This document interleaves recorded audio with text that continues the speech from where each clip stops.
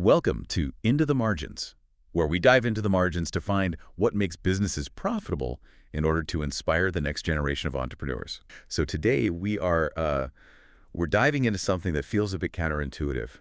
We're looking at why hiring the absolute smartest, the most capable rock star developer out there might actually be the fastest way to bankrupt your startup. Yeah, it really does sound backwards when you first hear it, doesn't it? It totally does. I mean, whether you're a founder trying to scale up or, an executive at a Fortune 500 company, you hear all the time that people are your most important asset. Right, absolutely. But the actual mechanics of assembling those people, getting their conflicting viewpoints to integrate, and honestly, just keeping them from destroying each other in a high-pressure environment, that is where the real profit is made. That's exactly it. So our mission for this deep dive is to break down the really specific mechanics of turning a group of just, individual workers into an actual unified engine for growth. And doing that, well, it requires a complete paradigm shift in how we calculate the value of human capital. Right, because usually it's just a math equation. Exactly. In traditional models, a team is just viewed as labor, right? It's a line item on a P&L statement. It's just a required expense to fulfill a function. Just cogs in a machine. Yeah, but if you look at an employee as a cog, I mean, you're only ever going to get the output of a cog. Wow, yeah, that makes sense. When you evaluate the most profitable companies out there, they use a totally different framework. They actually view their teams as structural partners in growth. Okay, so they aren't just employees. No, not at all. The reality is that a highly cohesive team creates this compounding effect on your revenue, but the wrong team. It doesn't just slow you down. It actively hurts you. Right. It becomes an active liability. It degrades your core product, drains capital, and, it completely burns out your leadership. Okay, let's unpack that a bit. Yeah. Because building this kind of team, I mean, it doesn't start in the interview room, right? It starts way before you even write a job description. It absolutely does. Successful founders, they do this thing called a gap analysis. And it's not just sitting around asking, well, what are my weaknesses? It's super analytical. Yeah, it's highly mechanical. Like building a team is kind of like putting together a heist crew or a rock band. You do not need 5 lead guitarists. Right, exactly. Because if you hire 5 virtuosos who all want to play the solo, you have no rhythm section. No bass, no drums, you just get noise. I love that analogy. You need complementary strengths, right? Where one person's abilities are specifically designed to cover the blind spots of the person sitting next to them. But founders mess this up all the time, don't they? Oh, constantly. They fall into the subconscious cognitive trap called affinity bias. Affinity bias. Okay, what is that exactly? Well, it's a documented psychological thing where we are naturally drawn to and inherently trust people who look, think, and process information exactly like we do. Oh, so it's like an evolutionary shortcut. Precisely. So imagine a visionary founder sitting across from a candidate who also thinks in broad, disruptive strokes. Their brain just floods with dopamine. Yes, they think, oh, this person gets it. They're a perfect fit. But honestly, hiring a clone of yourself is the most dangerous thing you can do for your operations. Because no one is covering the gaps? Exactly. If you're a visionary who struggles with logistics and you hire a team of visionaries, your boardroom is going to have incredible whiteboards. But the supply chain collapses in a week. Right, because no one is actually managing the granular details. So for you listening right now, if you're managing a team, how do you practically do a gap analysis to avoid that trap?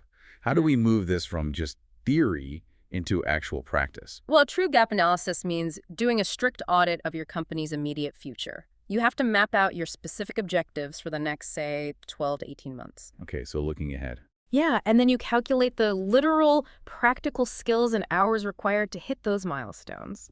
Then you cross-reference those requirements with your current roster. You're looking for the empty spaces. Exactly. You're looking for the voids. Where does your team have 0 hours of combined experience?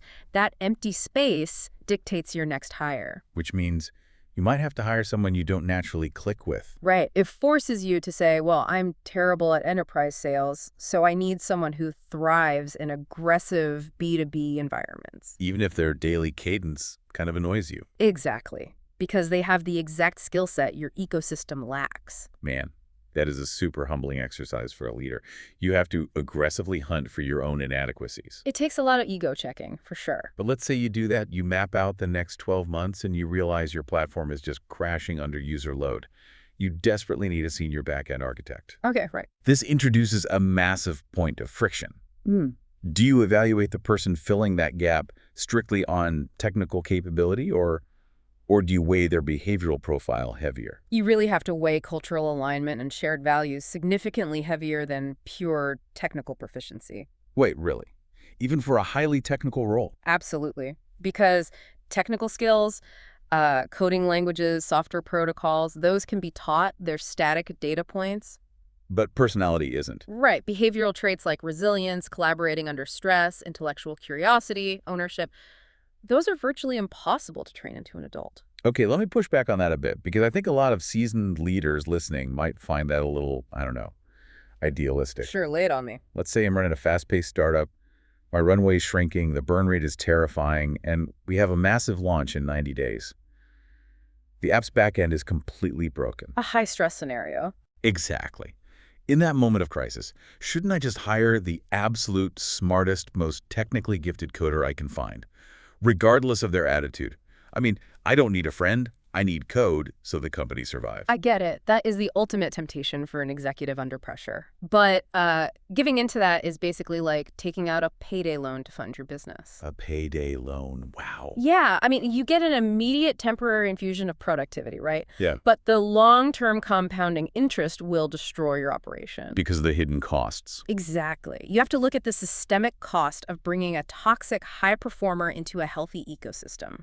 Say this brilliant coder is arrogant, refuses to document their work, and demeans junior developers. Right. I think everyone listening has worked with a version of this exact person. Right. And what happens mechanically? The complementary balance we talked about shatters. The junior devs just stop taking risks. They stop asking questions because they fear public humiliation. Yeah. Project managers start padding timelines just to avoid triggering this person's ego. Oh, wow. Yeah. So communication silos start forming. Exactly. And suddenly the net productivity of your entire department drops by 20%.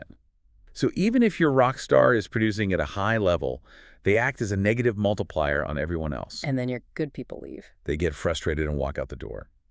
And the cost of recruiting, onboarding, and training replacements far outweighs the short-term benefit of that one coder. So we aren't talking about cultural fit as just some soft, feel-good HR metric. We're talking about actual risk mitigation, asset protection. Yes. It's a harsh economic reality. If an employee's values genuinely resonate with your mission and they're adaptable, their attitude becomes a positive multiplier. They elevate the baseline of everyone in their blast radius. Exactly. Because when a team operates with shared values, you eliminate the friction of second-guessing each other. There's inherent trust, so you can move with incredible velocity. But wait, if we are aggressively filtering candidates to make sure they share our exact values and mindset, aren't we just building a massive echo chamber? That is a very common concern. Right. Like, how is that different from the clone trap we just talked about? We want people who fit the culture perfectly, but we don't want clones.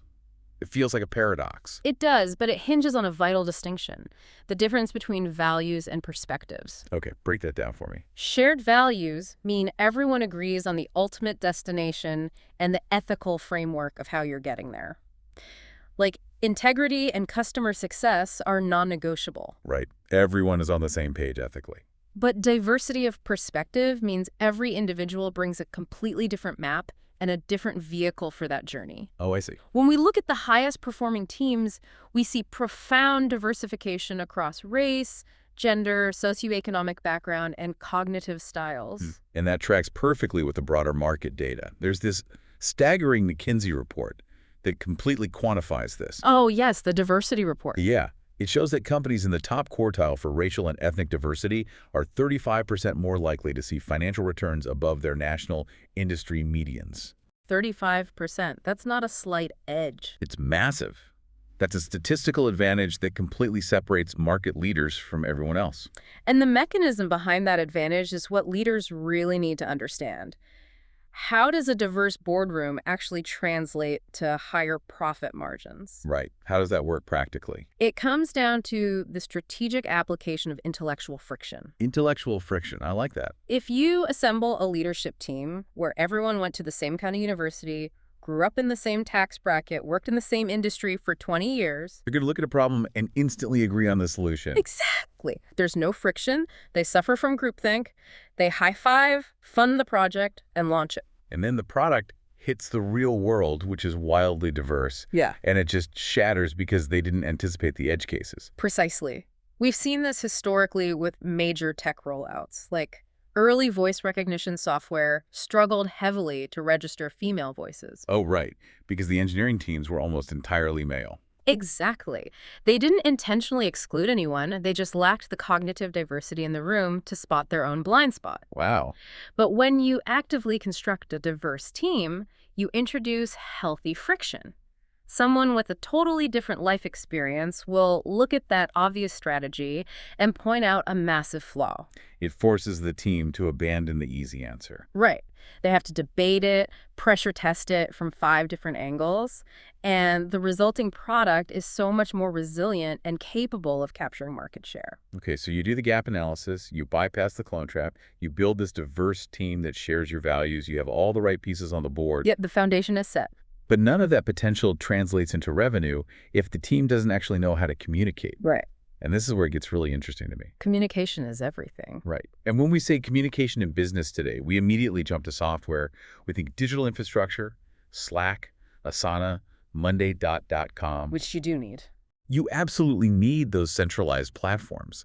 But tools like Slack and Asana, they're just the plumbing of your business. They are the pipes. That's a great way to look at it. But psychological safety is the actual water flowing through those pipes. If the pipes are dry, your multi-million-dollar infrastructure is completely useless. Absolutely. And we really need to analyze what psychological safety actually looks like on the ground because the concept has gotten so diluted recently. Yeah, people think it just means being nice. Exactly. It's frequently misinterpreted as a mandate to lower standards or avoid hurting anyone's feelings, and that's a dangerous misreading. So what is it mechanically? In a high-performance environment, psychological safety is the proven belief that you won't be punished, humiliated, or marginalized for speaking the truth. It's the freedom to dissent. Yes. The freedom to point out a critical flaw in a boss's plan, or to admit a catastrophic mistake early without fear of retaliation. I hear that, but let's put this in the context of a high-stakes turnaround. Company is bleeding cash, missing targets. You don't have the luxury of holding drum circles. No, you definitely don't. You need aggressive execution. So how do you balance extreme accountability with psychological safety? Doesn't safety kind of imply a lack of consequence? That right there is the core tension of leadership. But accountability and safety aren't mutually exclusive. They are mutually dependent. Really? How so? Without psychological safety, you don't actually have accountability. You have a culture of concealment. Oh, because people are just hiding their mistakes. Exactly. If you operate in a fear-based culture, all those expensive project management tools just become platforms for employees to cover their own tracks. Right. If a junior analyst sees a data migration failing, but knows the VP fires people who bring bad news, that analyst is going to stay perfectly quiet. They'll let the system crash just to protect their paycheck. man, that is terrifying. But in a psychologically safe environment, the expectation of excellence is incredibly high, but the penalty for early, honest mistakes is 0. So the analyst raises their hand immediately. Exactly. The team swarms the problem, fixes it while it's still cheap to fix, and then updates their protocols. So how does an executive actually build that? If a founder is listening and realizes, hey, my team is operating in fear, what is the mechanical step to introduce that safety? The leader has to be the first one to bleed. You cannot just command safety into existence. You have to model vulnerability. Model vulnerability like what? A highly effective technique is the blameless postmortem, or simply standing up in a Monday all-hands meeting and dissecting a recent failure that was entirely your own fault. Wow, that takes a lot of ego to swallow. It does. But when the CEO stands up and says, I made a bad bet on this vendor, I ignored operations, it cost us 50 grand, and here's what I learned. It instantly lowers the cost of failure for everyone else. It signals that candor is valued way more than perfection. That makes perfect sense. Yeah. Once you get them communicating with that level of brutal honesty, you stabilize the operation, you stop the bleeding. Right. But if you want to scale, if you want to double your headcount and triple revenue, you have to transition from just maintaining the team to actively growing the individuals. Because top talent is inherently restless. Exactly. High performers are driven by momentum. The absolute best people are terrified of stagnation. If their learning curve flattens out, they will quietly start taking interviews with your competitors. Assembling the team is really just the starting line. It is. A sustainable business requires a built-in growth engine. You have to continuously fund the intellectual capital of your employees through workshops, training, and internal mobility. And it isn't just sending people off to, external conferences. I want to highlight scaling institutional knowledge internally. Oh, that's crucial. Every organization has a massive amount of unwritten rules. How to navigate procurement, the quirks of a big client, why the legacy code is structured that way. Right, stuff you can't put in a PDF onboarding manual. Exactly. You can't. The only way to transfer that high-level operational wisdom is through structured mentorship. And establishing formal mentorship is arguably the highest ROI investment you can make in your culture. But like you said, it has to be structured. Not just grabbing coffee once a quarter. No, a functional program pairs veterans with newer employees with specific, measurable goals attached. It accelerates their time to productivity dramatically. So what takes 6 months of trial and error takes 6 weeks. Exactly, because they have a dedicated guide. But what is the psychological impact on the mentor? Asking an overworked veteran to train a junior employee feels like a massive ask. Why do they even do it? Because it taps into the psychology of legacy and profound ownership. When a veteran is trusted to develop the next generation, it validates their expertise. It deepens their engagement. Yes. And for the mentee, feeling that a senior leader is genuinely invested in them triggers this powerful sense of reciprocity. They don't just work for a company, they're part of a lineage. It's the exact difference between renting a house and owning a house. Oh, I love that analogy. Right. A renter doesn't care if the foundation is cracking. They just call the landlord, and if it doesn't get fixed, they move out. But an owner cares deeply. Because their equity is on the line. Exactly. If a pipe bursts, they're up at 2 a.m. fixing it. Structured mentorship turns transient renters into fiercely loyal owners. And that right there is the full life cycle of building a high-performance engine. It's an incredibly heavy lift, I mean. It's way harder than just looking at resumes. It requires the discipline to conduct a real gap analysis, overcome affinity bias, prioritize cognitive diversity, model psychological safety, and continuously scale through mentorship. But the result is a resilient, autonomous organization that can adapt and fundamentally drive massive profitability. It is the ultimate differentiator, but I do want to leave you, the listener, with one final kind of uncomfortable concept to mull over. Let's hear it. We've spent this entire time outlining how to evaluate and nurture your team. We talked about demanding vulnerability and enforcing accountability. Right. But the ultimate stress test is whether you are leading by example. If you demand agility from your staff, but react with ego when your own ideas are challenged, your team sees the hypocrisy instantly. The culture rots from the top down. Exactly. Sometimes the most restrictive bottleneck choking your company's growth isn't the economy or the labor pool, it's the executive staring back at you in the mirror. Man, that is a challenging, necessary truth to end on. The mechanics of leadership always start with self-auditing. If you want to read more, check out our blog at intothemargins.com/playbook. Thanks for having me. Thank you so much for joining us today.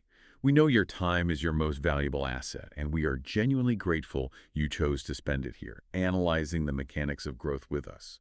If you gained actionable insight from today's deep dive, please remember to like, subscribe, and leave us a comment detailing how you are navigating building your own team. It helps us continue bringing you these unfiltered conversations. Until next time, keep optimizing, keep challenging your own assumptions, and we will see you on the next one.